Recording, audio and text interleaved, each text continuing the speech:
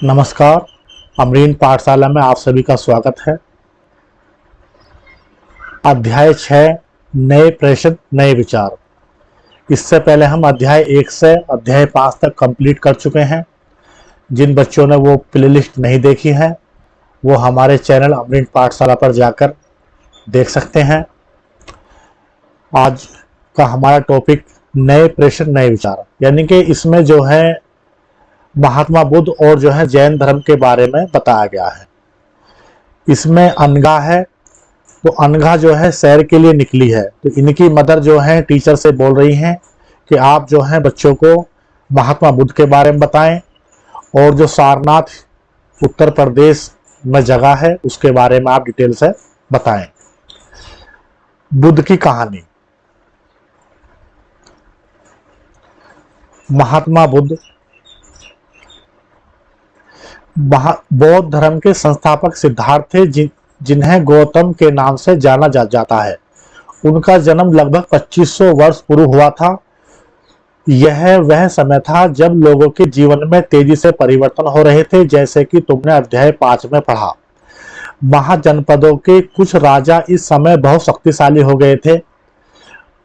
हजारों सालों के बाद फिर से नगर उभर रहे थे। गांव के जीवन में भी बदलाव आ रहा था। बहुत से विचारक इन परिवर्तनों को समझने का प्रयास कर रहे थे। वे जीवन के सच्चे अर्थ को भी जानना चाह रहे थे। बुद्ध क्षत्रिय थे तथा शाक्य नामक एक छोटे से गढ़ से संबंधित थे, यानी कि जो इनका जन्म हुआ था वो शाक्य कुल में हुआ था। युवा अवस्था में ही ज्ञान की खोज में उन्होंने घर के सुखों को छोड़ दिया। अनेक वर्षों तक वे भ्रमण करते रहे तथा अन्य विचारकों से मिलकर चर्चा करते रहे।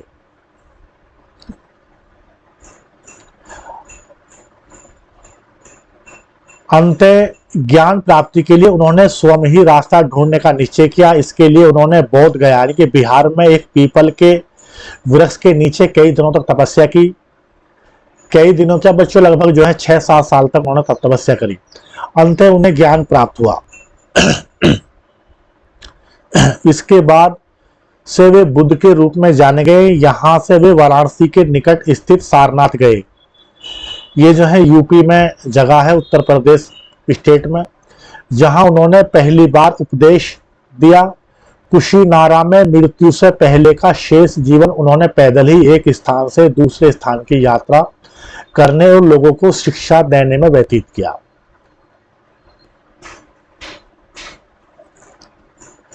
बच्चों यहाँ जो है महात्मा बुद्ध के बारे में जो है बताया गया है। ठीक है, महात्मा बुद्ध जो है बताना चाहेंगे आपको। महाजनपद काल का के समय का टाइम है, तो उससे पहले हमारा जो पीरियड है 1500 ईसा पूर्व से 1000 ईसा पूर्व तक वैदिक काल, देन 1000 ईसा पूर्व से 500 ईसा पूर्व तक उत्तर वैदिक काल। तो यहाँ जो है आर्य संस्कृति है। आर्य संस्कृति में क्या है, यज्ञ की पद्धति का जो है काफी विकास हो चुका है। अपनी मनोकामना के लिए जो उनकी जो है भौतिक इच्छाएं हैं उनकी प्राप्ति के लिए, या जो आध्यात्मिक उनकी इच्छाएं हैं, लौकिक या अलौकिक इच्छाएं हैं, उन सभी की प्राप्ति के लिए जो है आर्य लोग यज्ञ करते थे। तो यज्ञ प्राप्ति में जो है कर्म कांड बहुत ज्यादा बढ़ गया था। तो उसी कर्म कांड को दूर करने के लिए महात्मा बुद्ध और महावीर जैन जैसे क्षत्रिय जो हैं ये जो है सामने आते हैं और अपने ज्ञान के बल से जो है एक नया धर्म बौद्ध धर्म की स्थापना करते हैं। थोड़ा डिटेल से हम जो है इसको जान लेते हैं कि महात्मा बुद्ध के का इनका परिचय नॉर्मली क्या था।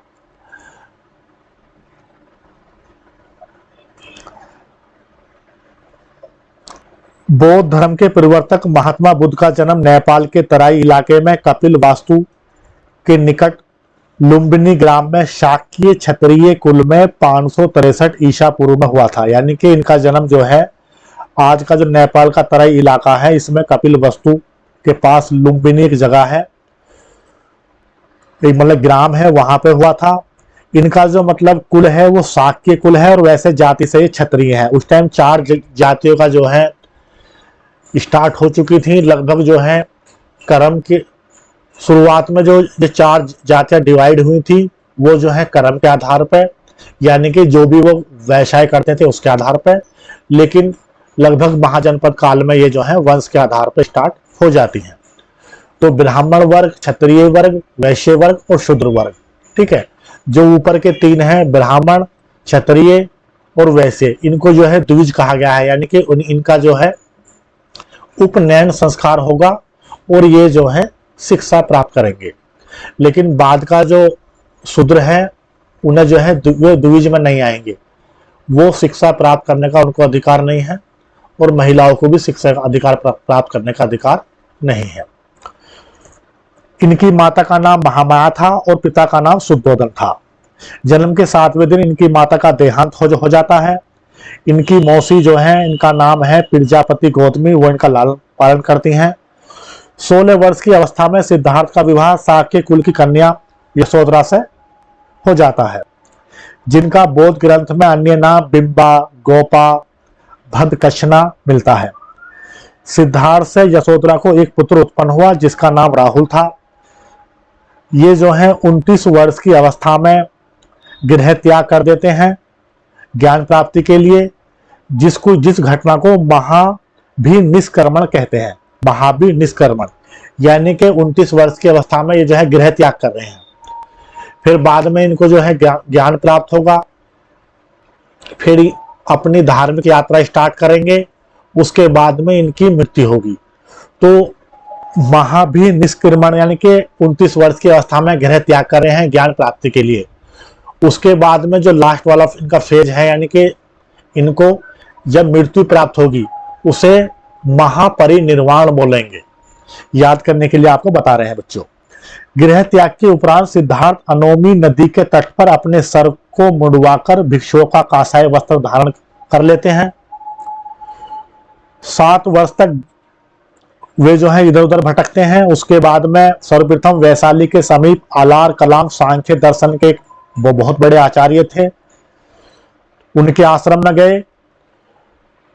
उसके उपरांत वे उरुवेला बोध गया के लिए प्रस्थान किए, जहां उन्हें कौंडनीय आदि 5 साधक मिले। लगभग जो है 6-7 वर्ष के अथिक परिश्रम तथा घोर तपस्या के बाद 35 वर्ष की उम्र में इन्हें जो है वैशाख पूर्णिमा की रात पीपल वृक्ष के नीचे निरंजना यानी कि पुनपुन नदी के किनारे सिद्धार्थ को जो है ज्ञान प्राप्त होता है और वो जो है उसी दिन से तथागत या जो है बौद्ध कहलाए।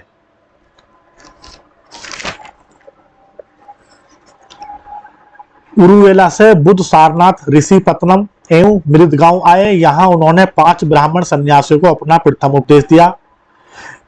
ठीक है, इसी घटना को जो है बौद्ध ग्रंथों में धर्म चक्र परिवर्तन यानी कि जब वो अपना 29 वर्ष की अवस्था में ज्ञान प्राप्ति के लिए गृह त्याग करेंगे उसे जो है महाभिनिष्क्रमण बोलेंगे। और ज्ञान प्राप्ति के बाद में जब वो जो है अपना ज्ञान देना स्टार्ट करेंगे उसे जो है धर्म चक्र परिवर्तन बोलेंगे, जो स्टार्ट होता है आपका सारनाथ से। ठीक है, जो इसमें जो इस हमारे चैप्टर की कहानी में जो ये बच्ची है अनगा, तो इनकी मदर जो है ना सारनाथ जो है सारनाथ जगह दिखाने के लिए इसलिए ही बोल रहे हैं कि महात्मा बुद्ध ने यहाँ से अपना जो है जो धर्म की उन्होंने खोज की थी, जो उनको मतलब ज्ञान प्राप्त हुआ, वो लोगों को जो है उस टाइम के लोगों को सही मार्गदर्शन दिखाने के लिए वो अपना जो है ज्ञान देना स्टार्ट करते हैं। इस घटना को जो है धर्म चक्र परिवर्तन बोलते हैं, जो वाराणसी के सारनाथ, वाराणसी के पास में जगह है सारनाथ, उत्तर प्रदेश में आता है, ये वहां से स्टार्ट करते हैं। ठीक है बच्चों, इतना हमने जो है पढ़ लिया है। बाद में जो है 483 ईसा पूर्व में यानी कि इनका जो है मृत्यु हो जाती है। ये कुशीनारा एक जगह है, जो 16 महाजनपद हैं उनमें एक मल्ल महाजनपद था, उसकी राजधानी है कुशीनारा या पावापुरी भी से हम बोलते हैं। वहां पे इनका जो है मृत्यु हो जाती है। तो मृत्यु वाली घटना को हम बोलते हैं महापरिनिर्वाण। समझ रहे बच्चों? अच्छा जी, अब इनकी जो है बौद्ध धर्म की शिक्षा और सिद्धांत है। तो बौद्ध धर्म के तीन रत्न हैं, बुद्ध, धम्म और संघ। और इनके जो है 4 आर्य सत्य हैं। पहला है दुख है, दूसरा है दुख समुदाय है, तीसरा है दुख निरोध है, और चौथा है दुख निरोध गामिनी प्रतिपदा, यानी कि दुख निवारक मार्ग। अब जब दुख को और तृष्णा को नाश करने के लिए अष्टांगिक मार्ग की जो है संज्ञा दी है। ये अष्टांगिक मार्ग यानी कि 8 मार्ग हैं, ठीक है। उनमें है नंबर 1 सम्यक दृष्टि, नंबर 2 सम्यक संकल्प है, नंबर 3 है सम्यक वाणी, नंबर 4 सम्यक कर्मांत, नंबर 5 सम्यक आजीव, नंबर 6 सम्यक व्यायाम, और नंबर 7 सम्यक स्मृति, और नंबर 8 है सम्यक समाधि। इस तरीके से इनका पूरा जो है हमने जो है इनका दर्शन और जो है इनका जीवन परिचय हमने आपको बताया है। कंटिन्यू आया करते हैं बच्चों। जिन बच्चों ने हमारा चैप्टर जो हमारा चैनल अमरीन पाठशाला सब्सक्राइब नहीं किया है और पिछली क्लासें नहीं देखी हैं, वो बच्चे जाके प्लेलिस्ट में देख सकते हैं। चैनल को सब्सक्राइब करेंगे, और कोई क्वेरी है तो आप कमेंट बॉक्स में हमें जो है सेंड कर सकते हैं, उसका हम आपको प्रॉपर आंसर प्रोवाइड कर देंगे। क्लास को लाइक करेंगे और अपने फ्रेंड को शेयर करेंगे, सब्सक्राइब करेंगे। अब बच्चों ये सारनाथ स्तूप जो है यहाँ पे दिखाया गया है। सारनाथ स्तूप, इस इमारत को स्तूप के नाम से जाना जाता है। देखो बच्चों एक टर्म आया है स्तूप। स्तूप किसे कहते हैं? यानी कि महात्मा बुद्ध की जीवन की जो मतलब कोई उनकी वस्तु है या उनका जो है शरीर का कोई पार्ट है, मरने के बाद में उनके शरीर के मतलब जो है काफी हिस्से कर दिए गए थे, लगभग 8 हिस्से बताते हैं। तो या उनके जीवन की जो उन्होंने वस्तुएं यूज करी थी, उन्हें जो है उन वस्तुओं के ऊपर जमीन पर गाड़ने के बाद में स्तूप जो है बनाया गया है, तो उसे जो है स्तूप बोलते हैं। यहीं पर बुद्ध ने अपना सर्वप्रथम उपदेश दिया, यानी कि पहला जो इन्होंने उपदेश दिया है, जो इनको ज्ञान प्राप्त हुआ है, उसका जो स्टार्ट करेंगे इन्होंने जो है सारनाथ से स्टार्ट किया है। इस घटना को हम बोलते हैं इस घटना को हम बोलते हैं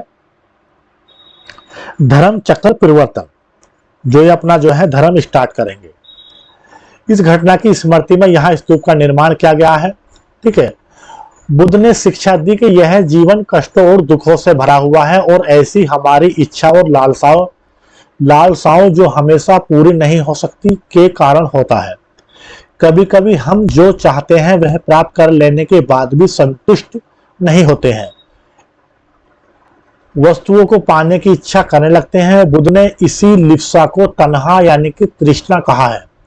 बुद्ध ने शिक्षा दी है कि आत्म संयम अपनाकर हमें ऐसी लालसा से मुक्ति पा सकते हैं। उन्होंने लोगों को दयालु होने, मनुष्य के साथ साथ जानवरों का जीवन भी आदर करने की शिक्षा दी, यानी कि अहिंसा का पाठ उन्होंने पढ़ा है। वे मानते थे कि हमारे कर्मों के परिणाम चाहे वे अच्छे हों या बुरे, हमारे वर्तमान जीवन के साथ साथ बाद के जीवन को भी प्रभावित करते हैं। बुद्ध ने अपनी शिक्षा सामान्य लोगों को, जो उनकी भाषा है प्राकृत भाषा, इसे नॉर्मली जो है पाली भाषा भी बोलते हैं। उस टाइम जो सामान्य लोग हैं, जो उनकी भाषा है, उनकी बोलचाल की जो भाषा है प्राकृत भाषा है, तो महात्मा बुद्ध ने जो शिक्षा दी है वो इसी भाषा में दी है। लोग भी उनके संदेश को समझने लगे, क्योंकि उनकी आम भाषा है, इसलिए जो है ये धर्म जो है काफी अधिक मात्रा में जो है एकदम बहुत बड़े स्तर पर फैल गया। और बाद में जो हमारे अशोक राजा हुए हैं मौर्य वंश के, उन्होंने जो है इस धर्म की स्थापना के लिए जो है बाहर देशों में अपने जो है दूत मंडल भेजे हैं, प्रचार मंडली उन्होंने भेजा है। अपनी लड़की संघमित्रा को, अपने लड़के महेंद्र को उन्होंने जो है श्रीलंका भेजा, और जो है साउथ ईस्ट एशिया में भेजा, जापान के इधर तिब्बत में भेजा, नेपाल इधर जो है आसपास के उसमें जो हमारे राजा हुए हैं मौर्य वंश के अशोक, उन्होंने जो है इस धर्म का काफी प्रचार किया है। और बाद में जो बौद्ध धर्म के मानने वाले जो अनुयायी थे, जैसे नागार्जुन है और बहुत सारे जो है बौद्ध धर्म के मानने वाले लोग थे, उन्होंने जो है इसका बहुत प्रचार किया है। वेदों की रचना के लिए किस भाषा का प्रयोग हुआ है? देखो वेदों की रचना का जो है प्राकृत भाषा का ही जो है रचना, मतलब जो है प्राकृत भाषा का यूज हुआ है। लेकिन जो हमारी चौथी जो बौद्ध संगति होती है, लगभग 1ली सदी ईसा पूर्व में, जिसके उस टाइम जो राजा थे, कनिष्क राजा है, कुषाण वंश के राजा, तो उस टाइम जो महायान एक नई ब्रांच जो है स्टार्ट होती है, महायान और हीनयान दो उसमें जो है धर्म बढ़ जाता है। तो महायान शाखा स्टार्ट होती है जो जो बुद्ध को जो है भगवान के रूप में, मूर्ति पूजा के रूप में स्टार्ट करती है, महात्मा बुद्ध की शिक्षाओं को। तो उस टाइम जो है संस्कृत भाषा में जो है महायान की जो किताबें हैं वो लिखी गई हैं। आगे चलते हैं। बुद्ध ने कहा कि लोग किसी शिक्षा को केवल इसलिए नहीं स्वीकार करें कि यह उनका उपदेश है, बल्कि वे उसे अपने विवेक से मापें। आओ देखें उन्होंने ऐसा किस प्रकार किया है। ये सारनाथ का स्तूप यहाँ पे दिया गया है, ठीक है। इसके चारों ओर जो है पथ प्रदर्शना होती थी, यानी कि जो है इसके चारों ओर जो है वो तवाफ करते थे, यानी कि इसके चारों ओर जो है घूमते थे, और जो है जो उन्हें अपनी मनोकामना है या जो भी उन्हें अपना मांगना है वो जो है श्रद्धा पूर्वक मांगते थे।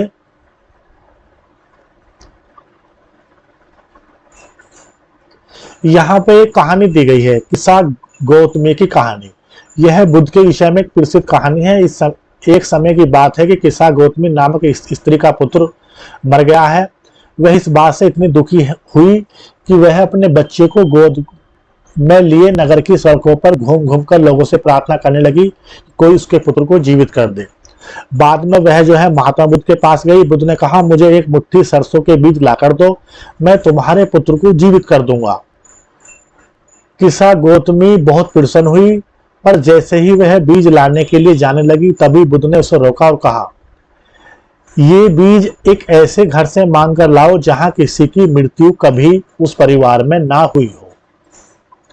किस्सा गौतमी एक दरवाजे से दूसरे दरवाजे पर गई, लेकिन वहां जहां भी गई उसने पाया कि हर घर में किसी न किसी की मृत्यु जो है हुई है। तो अब जो है इस बात का क्या मतलब है, यानी कि जो इस संसार में आया है उसकी मृत्यु जो है होनी है, मृत्यु जो है नश्वर है, ये सच्ची घटना है। तो ये जो है शिक्षा का पाठ देने का महात्मा बुद्ध ने काम किया है। अब बच्चों इसमें आया है उपनिषद, ठीक है। जो हमारा आर्य संस्कृति है उसमें जो है शुरुआत में बच्चों चार जो है वेद आए हैं। ऋग्वेद है, यजुर्वेद है, सामवेद है, अथर्ववेद है। तो वेद हो गए। वेदों के बाद में बच्चों फिर आते हैं हमारे ब्राह्मण ग्रंथ। ब्राह्मण ग्रंथ के बाद में फिर बच्चों हमारे आते हैं अरण्यक, यानी कि जंगलों में जाकर तपस्वी के रूप में जो है ज्ञान की प्राप्ति करनी। और उसके बाद में फिर चौथे नंबर पर आते हैं उपनिषद, यानी कि गुरु के समीप बैठ के आत्मा ब्रह्म की जो है खोज करनी कि आत्मा क्या है, ब्रह्म क्या है, ठीक है। जो आध्यात्मिक जीवन है उसका जो है जानकारी प्राप्त करना। तो इस तरीके से बच्चों ये हमारा जो है दिया गया है। अब जो हमारे चार वेद हो गए, ठीक है बच्चों। जो हमारे ब्राह्मण ग्रंथ हैं तो ये भी जो है धर्म के मतलब वेद के हिसाब से अलग अलग है। जैसे हमारा ऋग्वेद है तो ऋग्वेद के जो है हमारे दो ब्राह्मण ग्रंथ है। पहला हो जाएगा उसमें एकितकी और दूसरा हो जाएगा बच्चों इसमें जो है ऋग्वेद का पहला ब्राह्मण ग्रंथ है ऐतरेय और दूसरा हो जाएगा कौशितकी, इसे हम एके बोलते हैं। यजुर्वेद का ब्राह्मण ग्रंथ जो है पहला है शतपथ और दूसरा हो जाएगा तैत्तिरीय ब्राह्मण।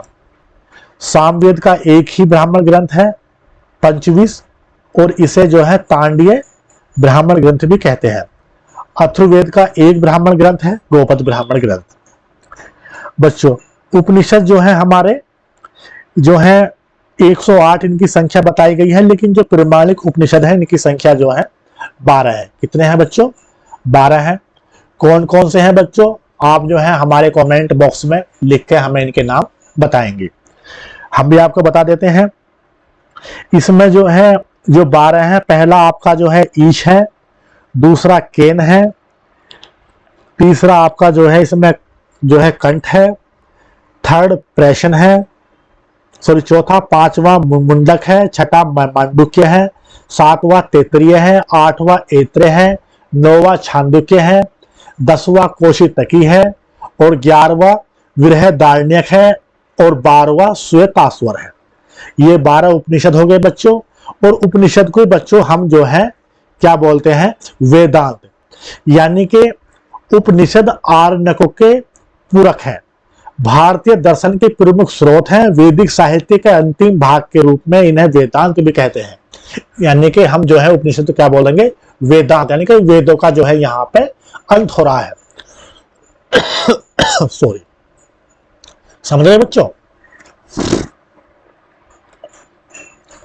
तो उपनिषद जो है उत्तर वैदिक काल की रचना है बच्चों। इनमें हमें आर्यों के प्राचीनतम दार्शनिक विचारों का ज्ञान प्राप्त होता है। इसे पराविद्या या आध्यात्मिक विद्या भी कहते हैं। आध्यात्मिक विद्या की शुरुआत यहाँ पे होती है, जो हम जो है उपनिषद, यानी कि उप माने नजदीक और निषद माने बैठना, यानी गुरु के पास बैठकर जो हम अध्यात्म की या पराविद्या की हम जो प्राप्त करते हैं उसे हम उपनिषद बोलते हैं। ठीक है बच्चों, इसमें हम जो है आगे चलते हैं। देखो जैसे तुम्हें यहाँ बताया है कि भारतीय दर्शन की 6 पंक्ति हैं। ये बच्चों हम बात कर रहे हैं उत्तर वैदिक काल की, लगभग 1000 ईसा पूर्व से 500 या 600 ईसा पूर्व तक। तो उत्तर वैदिक काल में जो भारतीय जो हमारा जो है जो दर्शन है, इसके 6 दर्शन जो है 6 पंक्ति स्टार्ट हो जाती हैं। यानी कि जो दर्शन की 6 शाखा हैं उसमें बच्चों एक है आपकी वैशेषिक। कौन सी है? वैशेषिक। नंबर 2 है आपकी न्याय, नंबर 3 है सांख्य, और नंबर 4 आपकी योग है, नंबर 5 पूर्व मीमांसा है, और नंबर 6 है वेदांत, यानी कि वेदों का अंत, या इसे हम बोलते हैं उत्तर मीमांसा। क्या है बच्चों? उत्तर मीमांसा। उत्तर माने होता है बच्चों बाद वाला। जैसे कहीं भी आपको उत्तर लिखा मिलता है किसी शब्द के आगे, तो उत्तर मीन्स होता है यानी कि उत्तर वैदिक काल, यानी कि इसका मतलब यह है कि इससे पहले भी वैदिक का कोई काल है तो उसे बोलेंगे पूर्व वैदिक काल। उत्तर वैदिक काल यानी कि बाद वाला काल, ऐसी उत्तर मीमांसा। इसका मीनिंग क्या है कि इससे पहले भी कोई दूसरा मीमांसा है, उसे हम बोलेंगे पूर्व मीमांसा, बाद वाले को बोलेंगे उत्तर मीमांसा। ये 6 हो गए, वैशेषिक, न्याय, सांख्य, योग, पूर्व मीमांसा और वेदांत, यानी कि वेदों का अंत या उत्तर मीमांसा। अब इनकी शुरुआत किसने करी है? ठीक है, इस दर्शन को जो है स्टार्ट करने वाले हमारे कौन से विद्वान हैं? तो बच्चों वैशेषिक के हमारे विद्वान हैं ऋषि कणद। ठीक है, ऋषि कणद। न्याय के हैं गौतम ऋषि, और सांख्य के हमारे जो है कपिल, हमारे जो है ये सांख्य के हमारे जो है कपिल मुनि हैं, और योग के हमारे हैं पतंजलि। पूर्व मीमांसा के जैमिनी हैं, और उत्तर मीमांसा के हैं व्यास। कौन है? व्यास। ये हमारे हो गए। ठीक है, जो आज देश में जो बौद्धिक चर्चा दर्शन के ऊपर होती है उसका मूल जो है इन्हीं दर्शनों, इन्हीं जो 6 दर्शन है इन पे ही डिपेंड है। एक जर्मन मूल के ब्रिटिश भारतविद है फ्रेडरिक मैक्स मूलर के अनुसार दर्शन कि इन 6 शाखाओं का विकास कई पीढ़ियों के दौरान व्यक्तिगत विचारकों के योगदान से हुआ। यद्यपि वे एक दूसरे से भिन्न दिखते हैं, तथापि सत्य की इनकी समझ में आधारभूत तालमेल दिखता है।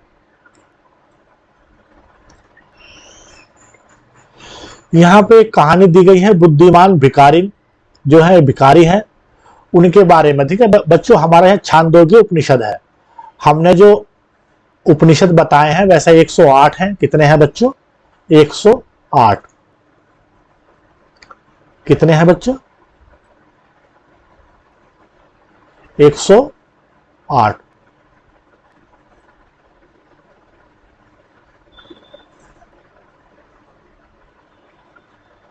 एक 108 है बच्चों, थोड़ा लिखने में प्रॉब्लम हो रही है। ठीक है, लेकिन जो हमारे मुख्य हैं वो 12 हैं, उन्हें हम एक बार फिर रिपीट करते हैं।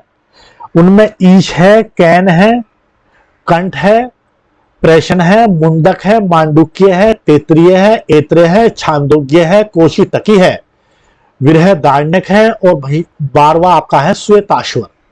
तो उसी में से जो है यहाँ पे दिया गया है छांदोग्य उपनिषद नामक प्रसिद्ध उपनिषद की कहानी है। ठीक है बच्चों, सौनक और अभिप्रेतारिण नामक 2 ऋषि सार्वभौम आत्मा की उपासना करते हैं। किसकी? सार्वभौम आत्मा की। एक बार जो ही भोजन करने बैठे एक भिखारी आया, भोजन मांगने लगा। शौनक ने कहा, हम तुम्हें कुछ नहीं दे सकते। भिखारी ने कहा, विद्वजन, आप किसकी उपासना करते हैं? अभी पितारिन ने उत्तर दिया, सार्वभौम आत्मा की। ओह, इसका मतलब आप यह जानते हैं कि सार्वभौम आत्मा संपूर्ण विश्व में विद्यमान है। ऋषियों ने कहा, हाँ हाँ, हम यह जानते हैं। भिखारी ने फिर कहा, आप यह सार्वभौम आत्मा संपूर्ण विश्व में विद्यमान है, तो यह मेरे अंदर भी विद्यमान है। मैं कौन हूं? मैं इस विश्व का एक भाग ही तो हूं। तुम सत्य बोलते हो युवा ब्राह्मण, इसलिए हे ऋषियों, मुझे भोजन ना देकर आप उस सार्वभौम आत्मा को भोजन देने से मना कर रहे हो। भिखारी की बात की सच्चाई जानकर ऋषियों ने उसे भोजन दे दिया। भिखारी ने भोजन पाने के लिए ऋषियों को किस तरह से मतलब जो है अपना जो है शास्त्रार्थ करके या तर्क वितर्क करके कैसे अपने जो है भोजन प्राप्त किया, ये कहानी जो है छांदोग्य उपनिषद में बताई गई है। उपनिषद का मतलब क्या है? गुरु के समीप बैठकर जो है आध्यात्मिक या पराविद्या का ज्ञान प्राप्त करना। ठीक है बच्चों। अच्छा, यहां पे जो है एक चर्चा और दी गई है। इन चर्चाओं में भाग लेने वाले अधिकांश पुरुष ब्राह्मण तथा राजा होते थे। कभी कभी गार्गी जैसी, गार्गी जो है ये जो है बहुत विद्वान महिला है, स्त्री विचारकों का भी उल्लेख मिलता है। विद्वत्ता के लिए प्रसिद्ध गार्गी राज दरबार में होने वाले वाद विवाद में भाग लिया करती थी। निर्धन व्यक्ति इस वाद विवाद में भाग नहीं ले सकते थे। इस तरह का प्रसिद्ध अपवाद था सत्यकाम जाबाल।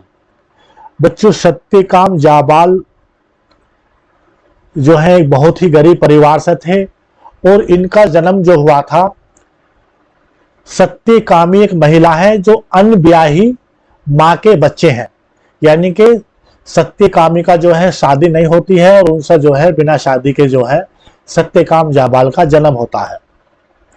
तो बच्चों, इन्हें जो है कोई भी शिक्षा जो है, इनकी इच्छा होती है कि मैं जो है आध्यात्म की शिक्षा प्राप्त करूं जो है, तो कोई भी इन्हें शिष्य के रूप में स्वीकार नहीं करता है। लेकिन बाद में जो है गौतम ऋषि जो है इन्हें स्वीकार करते हैं।